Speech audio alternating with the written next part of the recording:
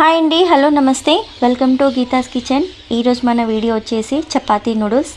ఈ నూడిల్స్ కోసం ముందుగా క్యాబేజీ, క్యాప్సికమ్, క్యారెట్, ఇప్పుడు వీటన్నిటిని చిన్న చిన్న ముక్కలుగా కట్ చేసుకోవాలి.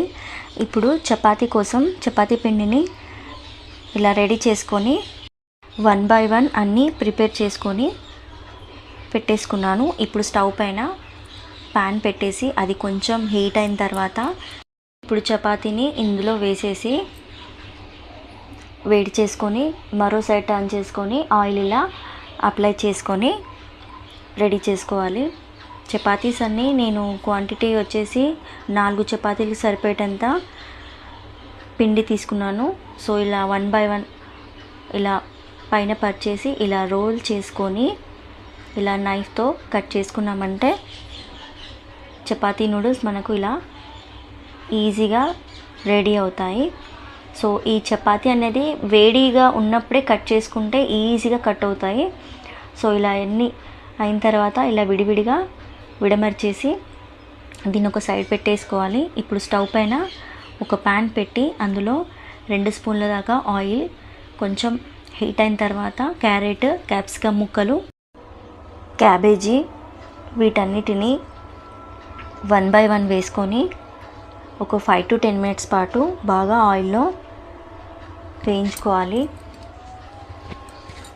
ఇవి ఇలా వేగడానికి కొద్దిగా సాల్ట్ కూడా వేసుకుంటే తొందరగా ఉడికిపోతుంది. వెజిటేబుల్ క్వాంటిటీ వచ్చేసి 2 క్యారెట్లు, 1 మీడియం సైజ్ క్యాప్సికమ్, అలాగే చిన్న సైజు క్యాబేజీ వీటన్నిటిని తీసుకొని చిన్న చిన్న ముక్కలుగా ఇలా పీసెస్ కట్ చేసుకున్నాను. ఇప్పుడు ఇందులో 1/2 స్పూన్ వరకు కారం వేసుకోవాలి. ఆల్రెడీ మనం క్యాప్సికమ్ వేసుకున్నాం కాబట్టి 1/2 స్పూన్ సరిపోతుంది.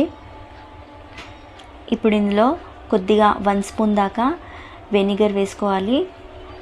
ఈ వెనిగర్ వేసుకున్న తర్వాత 2 స్పూన్ల దాకా టమాటా సాస్ను కూడా వేసుకొని ఒక 2 నిమిషాల పాటు కలిపేసుకొని ఇందాక మనం రెడీ చేసి పెట్టుకున్న చపాతీ పీసెస్ని ఇందులో వేసేసుకోవాలి. అంతే. ఇప్పుడు వీటిని బాగా కలిపేసుకోవాలి.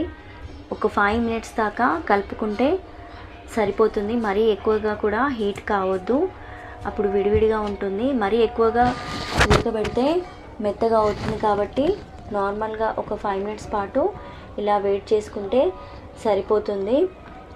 So tasty chapati noodles ready అయిపోయినట్టే. వీటిని పిల్లలు ఎంతో ఇష్టంగా తింటారు. ఒక్కసారి మీరు తప్పకుండా ట్రై చేయండి. సో ఈ వీడియో కనుక మీకు నచ్చినట్టయితే లైక్ చేయండి, షేర్ చేయండి. And first time